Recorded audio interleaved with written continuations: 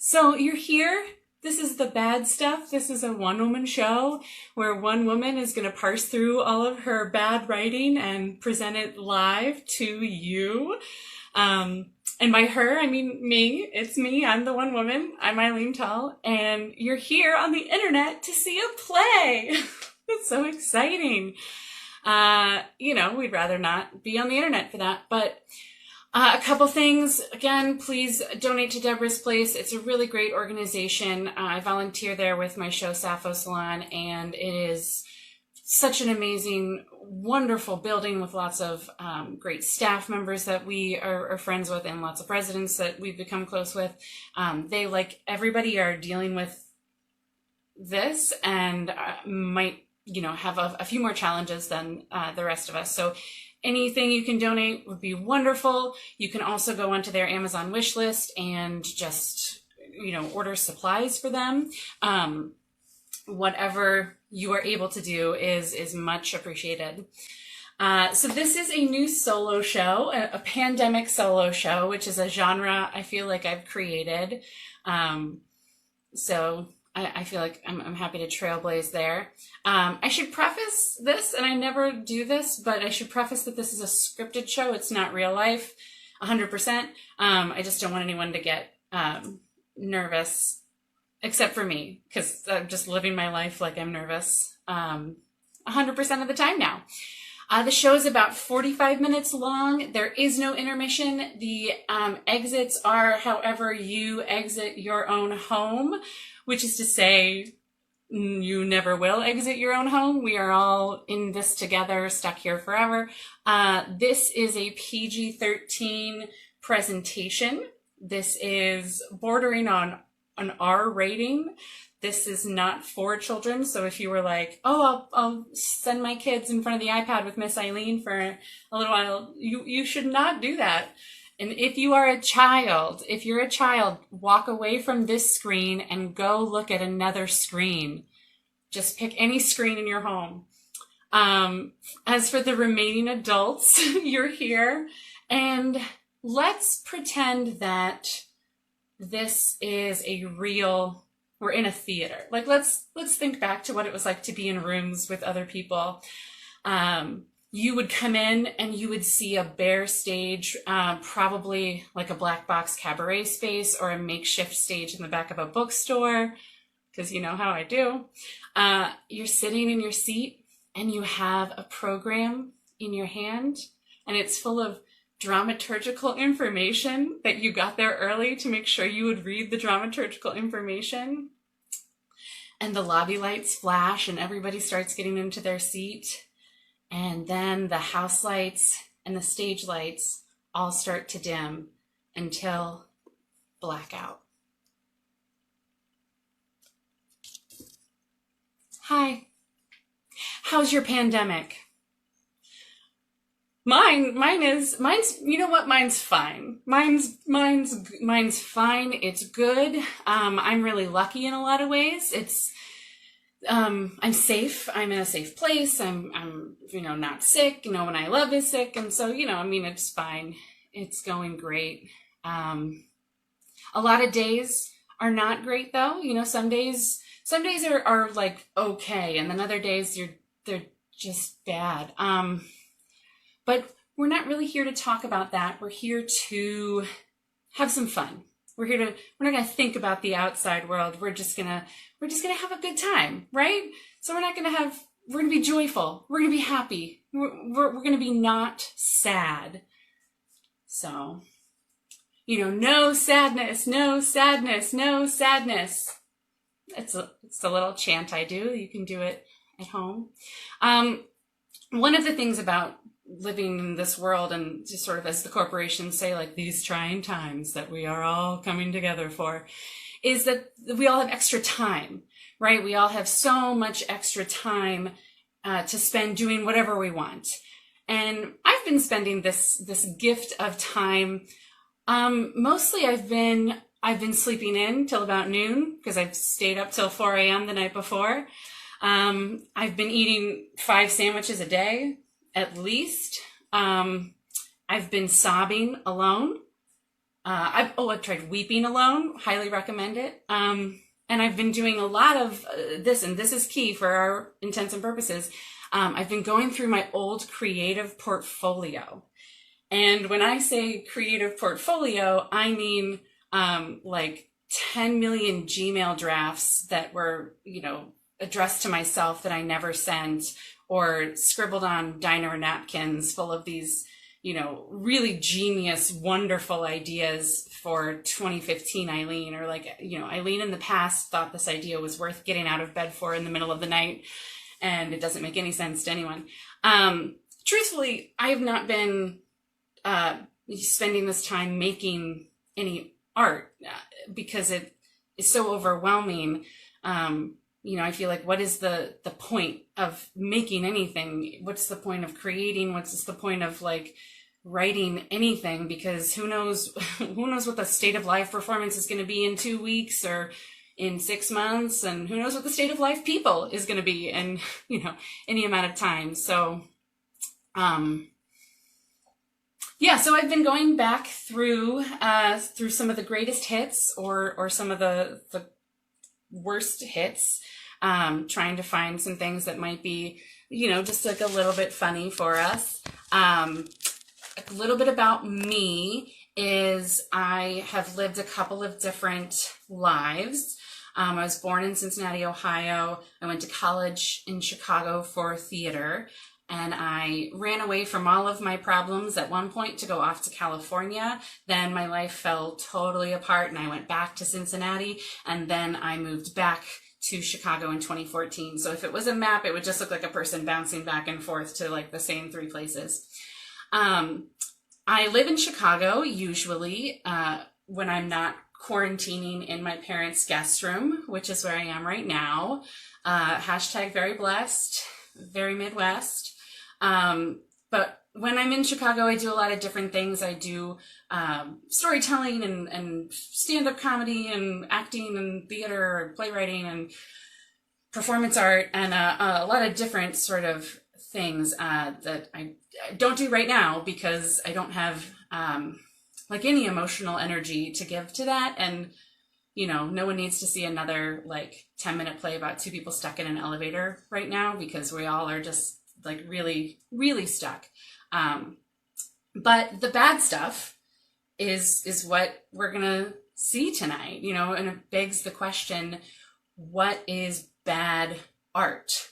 And art is subjective, right? There are people who love Van Gogh, and there are people who love Michael Bay, and there are people who love both, like me. So we'll kind of see what the definition of bad is.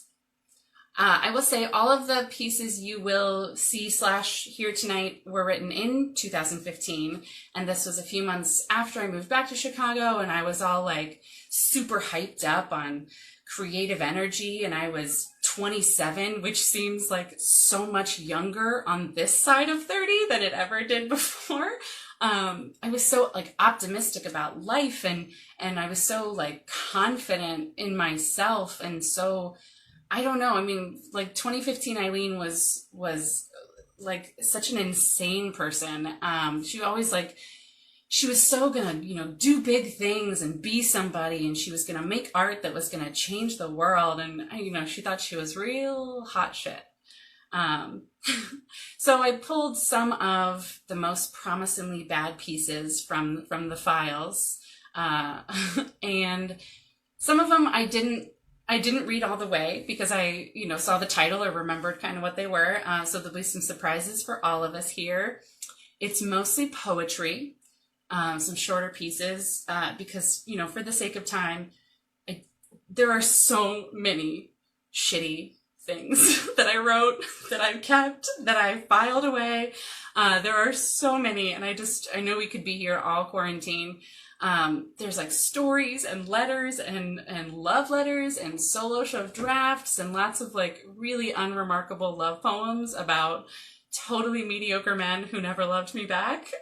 So if anybody is in the market for those poems, and then there was a very short play that I wrote about the Ice Bucket Challenge, where Lou Gehrig himself gets ice bucket challenged. So there's a lot of yikeses. There's a lot of like, who boys? There's a lot of, all right. But we're just going to be looking at the poetry tonight, for the most part. So this one is called Humility. And here we go. When I get famous, this poem will sell for $1 million because whatever I touch will have a $sign and lots of zeros. Scene. Whoa. I'm sorry if anybody's mind just got blown. I'm sorry. That'll be some cleanup. Yeah, she's kind of kidding, but you can also tell that she really wants to be like the Banksy of poetry, All right, this one is called You Aren't Alone.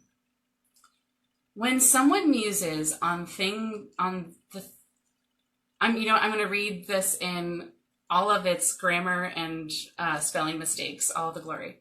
When someone muses on thing you are, when one of the great someones, someone who is a somebody, says the thing about the thing that you are, because they are that thing too, despite being a somebody. They're just someone who is that thing too when they say those things. The things that you say in your own head when they say those things, the things that you said, and you feel less alone, how can you go on? And you think about the things they said. This one I love because it's literally like, oh, did you get the thing from the guy, from the place? Like, it's very... But I do know what the hell this poem is trying to say. I wrote, this is sort of a weird first draft of a piece that I eventually wrote and performed at Solanathon. Shout out Solanathon. Woo! And so it's like that this piece had to be written, the bad pieces have to be written before you can kind of have a good piece. And truthfully, this piece is written by somebody who wants to write about addiction and alcoholism and recovery, but is still too ashamed of being an addict to be able to even say it. Now, I can't shut up about being an addict and an alcoholic and being in recovery. It's the first thing I say when I meet somebody new. I can't believe that it's taken me this long to bring it up, truthfully. But it's funny because I was just about a year sober at the point that I wrote this, and you can see that she's so afraid of saying it, so afraid of so it's the things, and you're thinking about things that are definitely not alcoholism. And the point of the poem is hey, when people are loud about recovery, it's good for everybody. So 2015, Eileen. Oh my gosh. This poem is called Untitled. I was supposed to write a poem today, but all the coughing and the sneezing, I'm hideous. Scene. Wow. Timely, relevant, It's like a tweet almost. You will see that some of these poems are attempts at being so meta that to deconstruct the art of poetry through poetry, because frankly she was terrified of just writing a poem and being straightforward. This next piece is called Tragedy Fatigue. So many reasons to post my outrage status. The world needs change, heartbreak and harm, natural disasters, and unnatural human brutality. Stop the violence. Stop the violation. Stop the ignorance. It's too much. So I pull the blanket over my head and wait to see, oh no, and I wait to see how many likes this poem will get. Scene. I have a very intricate setup. If I touch one thing, everything falls to pieces. Anyway, but I do think that that poem, especially, was written by a white person who wants to say that it's like white guilt, the poem. Yeah. So this next piece is a performance poem. It is, I will perform it in the style that the author intended, and that style is musical theater rap, because I had just started re-listening to In the Heights. In the Heights movie. It was supposed to be this summer. We'll see you soon, baby. So yeah, so you'll see, like, I was doing the shit that Hamilton did, but I was doing it before Hamilton was even born. Anyway, this is called Postgraduate Mad Tea Party. Does it really matter, said the Hatter, getting madder, to his rabbit, getting sadder, climb the ladder, then get fatter, don't feel gladder, it'll shatter your watch. Watch how no one will care, watch them with glass eyes standing there, the glass eyes fixed on the glass timepiece. Tick, tick, tick, you're too sick, they're too thick. Just to pause and say that the yours and the twos and the theirs are like every version of, like, every spelling of your, there, and two, and they're all like fucked up, and it's like, oh my god, homophones, am I right? Anyway, I felt rather smart for a very short part. Then life began to start to decline, my mind, my heart, unable to decipher what is art and what is just arbitrary. And I try to carry a torch, but of course the teacups are too full of tempests, so why don't you tempt just for a little while, until you get on your feet, find your sea legs, eat rice and eggs, and whatever else you can buy for 39 cents. 39 smells more like 39 brain cells, which are now being wasted, drunk up like the dodo bird must have been thunk up during a really bad trip or a really great high by the big man with the beard who lives in the sky. Tweedledum did Tweedle die, and his wake happened while he slept. And his brother wept because how do you know how to step without your steps in tandem? Now your movement must be random. The choreography is a funhouse mirror of itself. The geography of this actual ground seems to go round and round. And didn't you have a map at some point? Isn't that caterpillar really smoking a joint? And the grinning cat will molest you if your brain allows you to rest too long.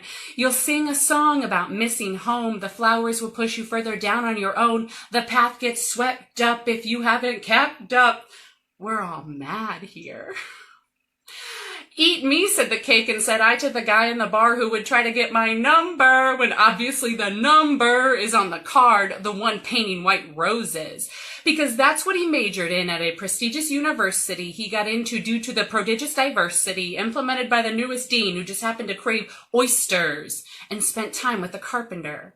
Which is to say he is a priest. And at least if you play a game or two of croquet, you'll get your hands on some big bills finally, not green but black. The bills of the bird you flip over to bat the ball. Flip it all. The houses, the market, the residents. Their cries have resonance in the wonderland air. If I boil some tea on the top of my head, my brain will melt out, and then I'll be dead. And so instead, I'll sit here with my bread and cold water and dread the incoming coming of autumn. Scene. Oh my gosh, thank you. Wow. Oh, wow. I can like hear the applause. Oh my goodness. Well. Yeah, so that's a hip hop take on Alice in Wonderland from a white nerd from Ohio, which is exactly what the nation has been craving. It's just so funny to me. Like, it's all about, you know, I don't know if you got the metaphor, but it's like, oh, wow, like being like out of college is like being in Wonderland. Am I right? And I was like 6 years out of college at the point that I wrote this. So maybe I should have been maybe a little bit more well adjusted. And look, I'm going to be 150% honest with you. There are parts of that poem that I think are really good. Like, unironically, some of that shit slaps. And I slapped it. Did I? I think so. This next poem, we're going to keep going with me thinking I can be a rapper. Next, this is a poem called This is America. And again, I wrote this before Childish Gambino was even thinking about making that music video. So, you know, I did it better, is what I'm saying. This is called This is America. This is America, I guess. This is who we are now. I wish in a well on a star that I had something to say, something deep and potent, potentially poetic, a bandage of sorts to cover the red blood we all bleed when we're cut. But my pale Irish skin bears no scars. I'm not particularly articulate, so I'm unable to articulate, and I've come to the table too late. So I guess I'll just do my best to add to the conversation, not to stir up more indignation, to comment on the state of the nation. This is America now, I guess. Scene. So yeah, big statement there about something, perhaps. That was a very hashtag political poem. My favorite part of that is the rhyming of articulate with articulate. That's a pretty ballsy move, 2015 Eileen, like, you nailed it. One time I did a variety show, and the review, not of that poem, but I did a different poem, and the reviewer said like that my poetic style was similar to Childish Gambino, and I like literally went home and like looked in the mirror and was like, this is it. You're going to become a rapper. You deserve this. So that's a lot of the like, the inspiration, the sort of like, I was going to break ground. This next piece. So this is from when 2015 Eileen it's one of those like meta pieces. It's like only cool poets know how dumb poetry is. So let's write a poem about like what poetry even is. This poem is called Repetition. Repetition is an essential poetic device. Repetition is an essential poetic device. Repetition is an essential poetic device. Repetition is an essential poetic device. Repetition is an essential poetic device. Repetition is an essential poetic device. Repetition is, repetition is, repetition is. Repetition is an essential poetic device. Repetition is an essential poetic device. Repetition is an essential poetic device. Re, re, re, re, re, pe, pe, pe, ti, ti, ti, shun, shun, shun, is, an, s, n, shul, shul, shul, po, po, po, et, ick, D, vice, vice, vice, vice, vice, vice, vice, vice, vice, vice, vice, vice, vice, vice, repeat. That's a poem about repetition. So, yeah, she really goes there and she stays there for a long period of time. She took a Meisner class. What are you going to do about it? And what's funny is like, you can't see this poem because it has never been published. But the word, at some point, the word vice, V-I-C-E, changes to vise, V-I-S-E, like squeezing your head. So if you were sitting there doing this the whole time, that is exactly what the artist intended. Deep. All right, here we are. This next piece is an erotic poem. Yep.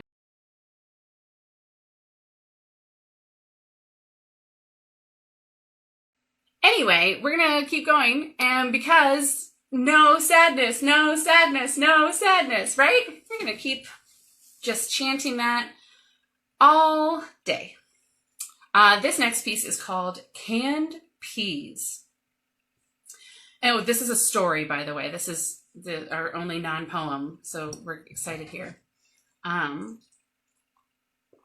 looking at the expiration date on a can of peas, June of 2016. This can of peas boasts a great value brand name, which suggested subpar taste and a lack of preservatives. June of 2016. Okay.